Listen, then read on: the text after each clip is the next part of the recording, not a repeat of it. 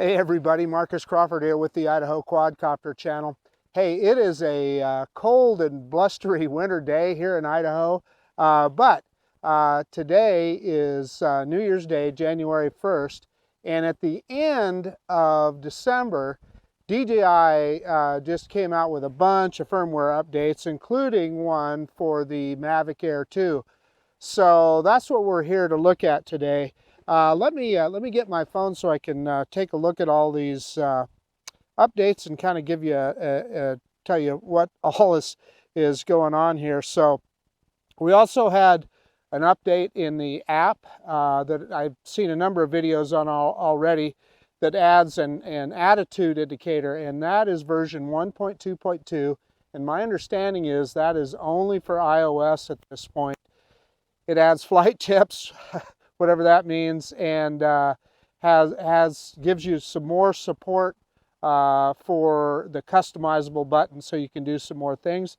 And it says it fixes certain issues and optimizes overall app quality. So I'll put that up on the screen so that you can see it. But the attitude indicator is the big deal. It's kind of a radar. I'm interested to look at it. I haven't looked at it yet. We'll look at it for the first time together. My understanding is, I believe it is similar to what we already see on Hubsan drones, where it will tell you whether your drone is tilted forward, back, or at whatever angle. And the reason that that is handy is because your gimbal is always staying stable. So often you don't know what attitude your drone is at, whether it's pitched forward, pitched back, or banked from side to side. So be interesting. We'll take a look at that. And then let's take a look at what it says. So for the Mavic Air 2, the main thing it changed is it added, they're saying cruise control when in hyperlapse mode.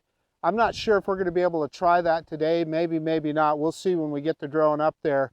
I've only got, I think, about 80% battery power here, because this is the same battery that I used to do the update on.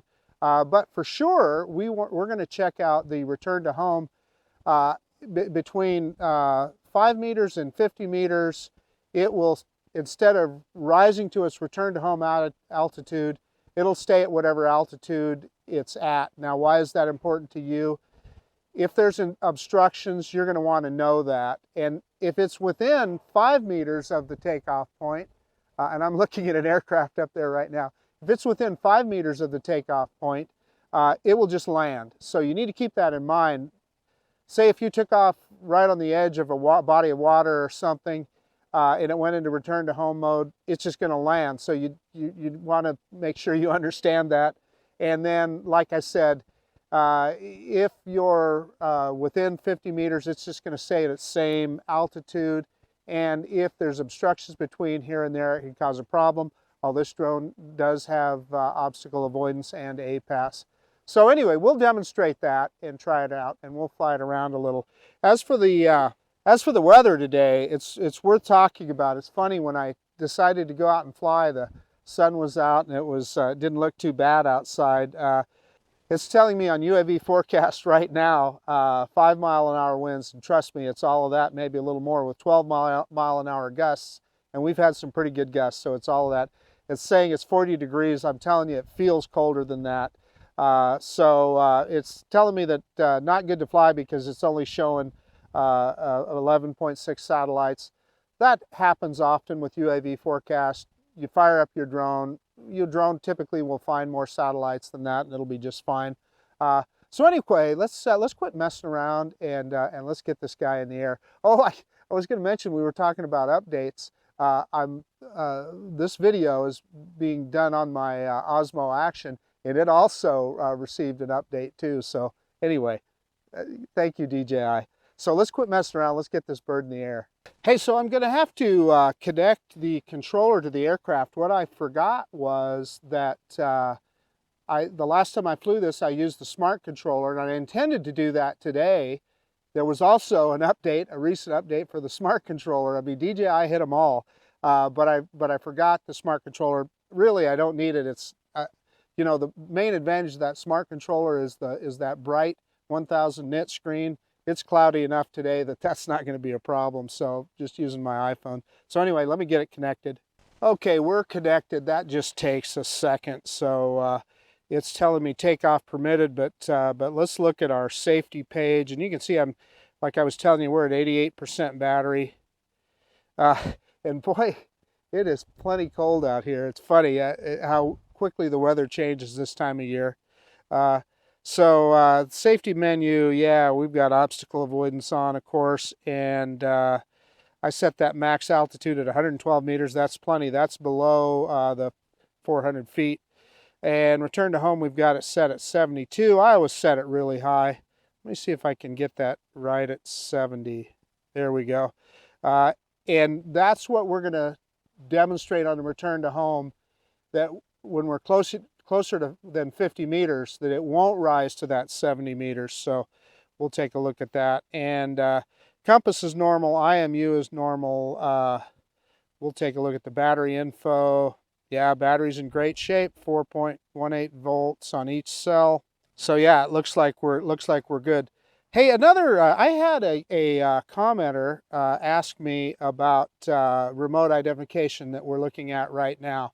That's confusing, right? Because it's telling you about the digital license plate, etc., which of course the FAA is talking about in the new rule that's going to take effect in 60 days, or excuse me, I guess it'd be 90 days, because I think they said at the end of January they'd publish it, and it takes effect 60 days after that. So I asked some questions about this. Does this drone currently have remote ID? And it doesn't. I mean, it does and it doesn't. So it can transmit something. The thing is, the standards, there's just nothing to receive it yet. So even if you had that on, nobody's going to receive it, because if I understand it correctly, the standards haven't been set for whatever Wi-Fi channel anybody's going to use to receive it. But, you know, we need to look into this a little more, but it looks like DJI may already be ready for remote ID. So just kind of interesting. Not sure about that. If anybody knows more about this, I'd love to hear about it in the comments. Okay, we've got takeoff permitted, so I'm going to start recording now. And let's go ahead and do an auto takeoff, and we're going to do that on the app. Let me get out of the way so you can see it.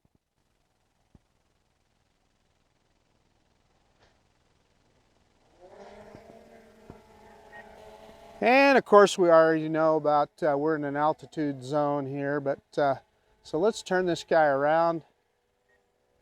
We'll bring it in for a good look. Of course, with obstacle avoidance, we're only going to get so close. So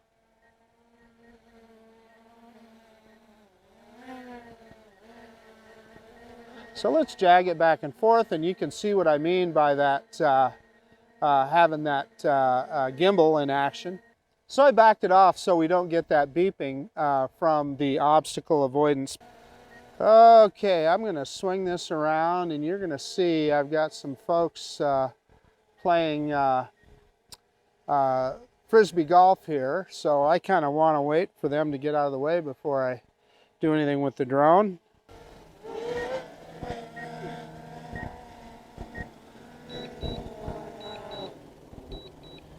Hey, okay, so I'm going to take off again. What you guys didn't see is I had some people playing Frisbee golf in front of me here, so I landed the drone waiting for them to get out of the way so we could proceed with our tests. Anyway, let's start recording now, and let's hit takeoff on the app.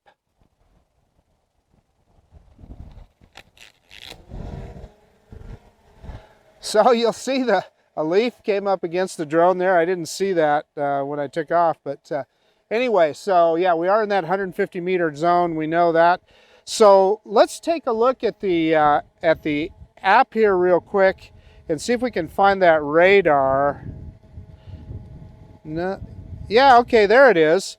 So yeah, that's smaller than I thought, but that's kind of cool. So let's see what happens here. Let's get it up in the air. Let's turn it around and bring it in.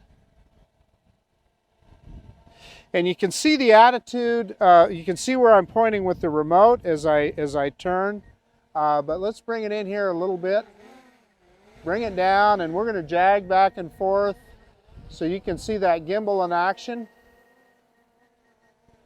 And let's back the drone up, and I'm going to drop the gimbal down here a little bit. So that radar is kind of interesting. That's a little bit different than what I thought it would be. So let's go ahead and do our usual manual droney, reverse and up now.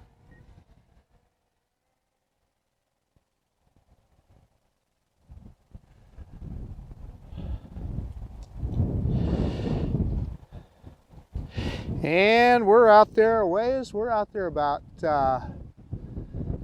oh gosh, 150 meters or so. And boy, I'll tell you, it's a windy day today, and the drone is doing just fine. So at 150 meters now, we're at 28 meters in height.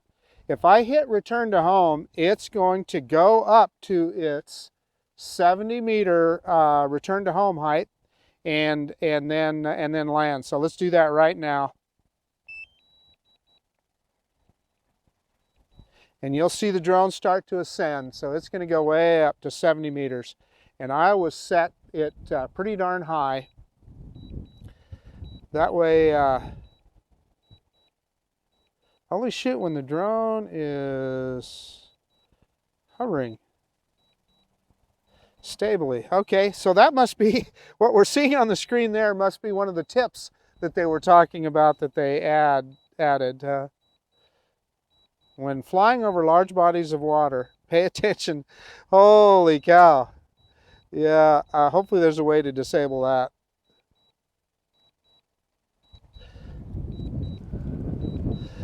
So here we are. The drone is back to us. So let's go ahead and let's I didn't allow it to pause over the landing pad, but let's see if we can get a precision landing. That's me dropping the gimbal. And as you can see, it's way off, but it might find it yet here.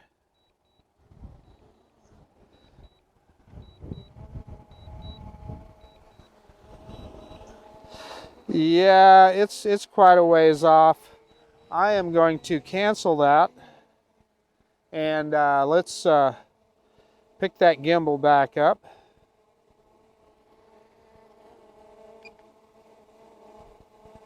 And let's turn it around. And this time, we're going to go out less than 50 meters and try that and see just how it can do. So let's just pick it straight up. Let's just go straight up.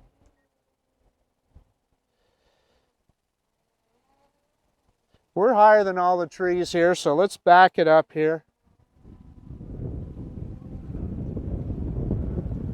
And I was kind of heading towards the cell phone tower, so I don't want to do that.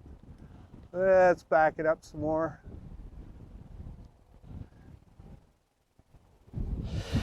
And okay, that's less than 50 meters. That's 44 meters away. So in theory, when I hit return to home, it should stay at its 23 meter height and come in for a landing.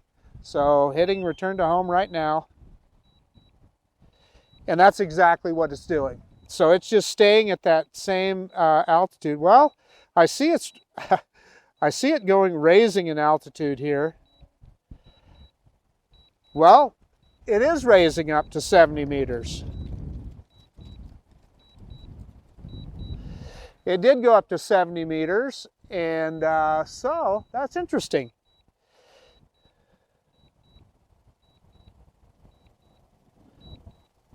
I could have swore it said 50 meters, or was it 50 feet? I'm sure it was 50 meters.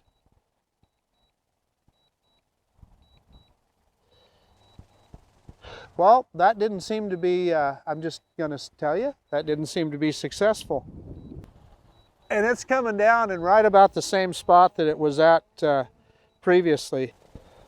Okay, we're going to try that again here, and I decided to land it and start over to see if that made a difference. I'm wondering if it's because I'd already been out there further than 50 meters, if that's the reason that it didn't do that. So let's go ahead and hit takeoff. And boy, I'll tell you what, it got cold here. My fingers are freezing. And we have an aircraft. Yeah, that aircraft is way to the west of us there, so I just made sure I had eyes on him before I got too carried away. Okay, so we're going to pick the drone up here. And here's another aircraft. That guy was to the west of us too, but he was a lot lower. He was higher, obviously, than we were going to be, but anyway, I always like to get my eyes on him before I do anything. Okay, so we're going to punch straight up here. So we're up about, well, we better go higher than that. Let's go up about 15 meters high and I'll go straight out.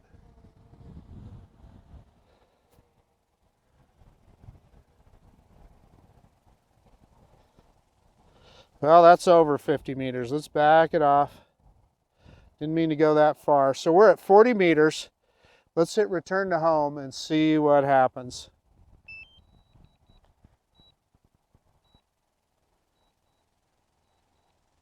Yeah, so it's turning around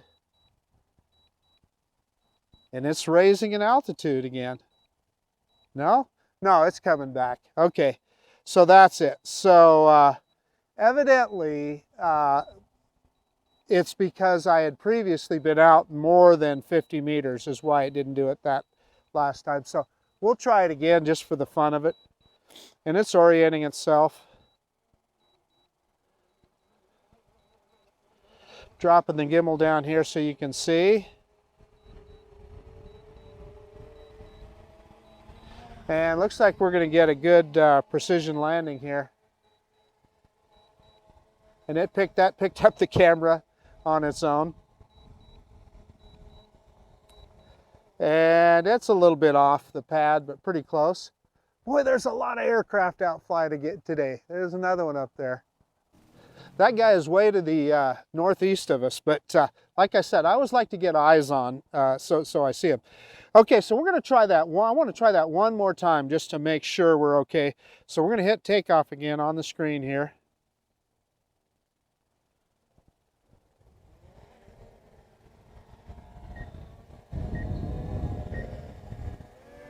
Go straight up. And this time let's go backwards here. That's far enough, about 30 meters. Let me drop the camera down so you can kind of see where we're at. And let's see, I'm going to hit return to home and it should come back at that same altitude and just land.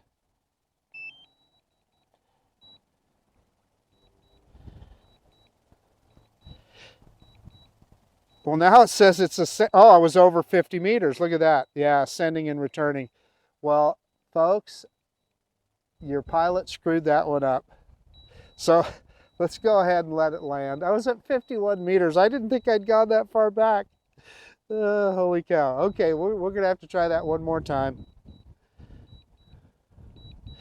I can tell you this. I'm going to have to look for how you turn off these suggestions on the screen because they are nothing but a distraction. I'm sure DJI did that for a reason. I suppose a lot of new flyers after Christmas got their first drone, etc. So it looks like they were a ways off here. Ah, no, look at that. It's centering in here. I apologize for messing that up. We're going to try that one more time and I'll keep it within 50 meters. Look, it's got the crosshairs right on the center of the H. Let's see what happens. Well, we're running out of battery here to test, so we better hurry up and get this done.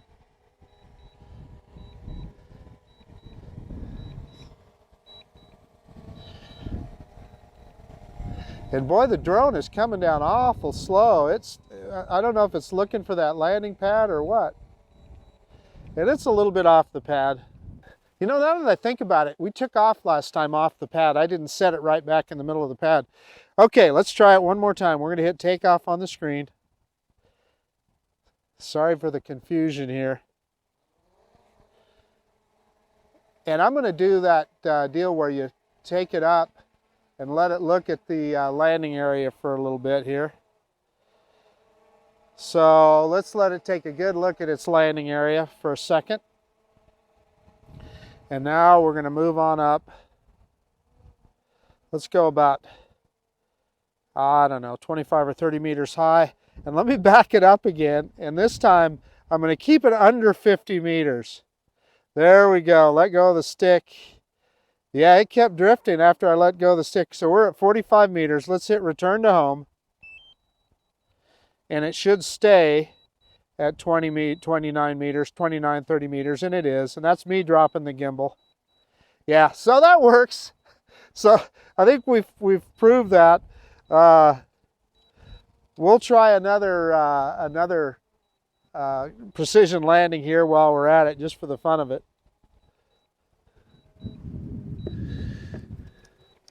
I'll tell you guys, it is got frickin' cold. It was not too bad earlier when I decided to go out and fly, but boy, did it turn cold, and the wind has started. Looks like we're right on. We might get this. It's got the crosshairs right on, and it'll lift the camera back up here, the gimbal. And are we going to get it? Are we going to get it? There, we got leaves on the pad. That probably confuses it a little. Boom, right in the middle of the H. Good job, DJI. Okay, so let's take off again, and this time I'm going to demonstrate that if you're within 5 meters, it'll just land when you hit return to home. So we're going to take off again.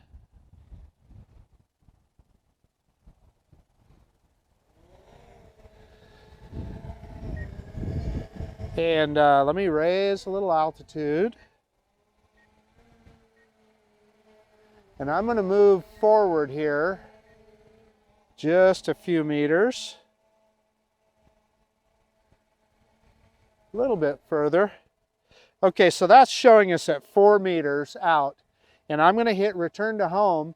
And what should happen is it should just land in place. So hitting return to home on the app right now. And it is.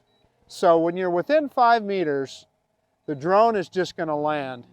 And that's important to you, because if you're out someplace, you know, by a body of water or something, and you just put it out over the edge of that body of water, hey, if you hit return to home, it's just going to go straight down. Okay, we have just a little bit of battery left. Let's go get some video of the Boise front here real quick. So I'm going to hit takeoff again real quick.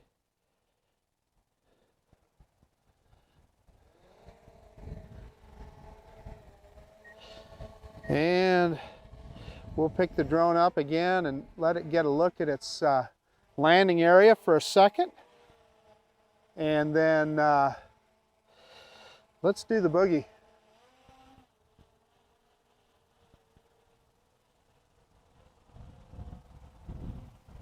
And we are just in normal mode here, right over the top of the cell phone tower.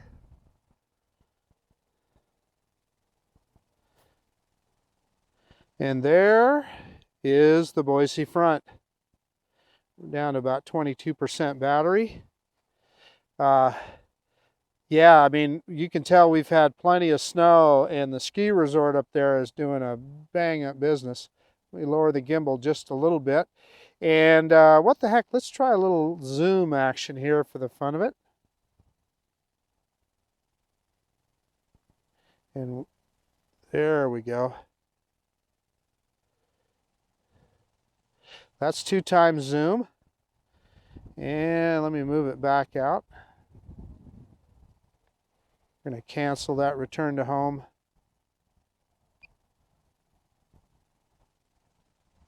Move the zoom back out, and I'm going to pick the gimbal up just a little. And then we're going to zoom in, and we're going to see if we can zoom right in on the mountain here in the center of the screen. Yeah, we can. And what you're looking at is, that is where the ski resort is I think a little bit off to the left of center there. So, okay, let's go back to normal view. And we're at 18%. Let's hit return to home again. And it'll come back. And this time, of course, it will go up to It's 70-meter height because it's out there. That's where I have the return to home set at.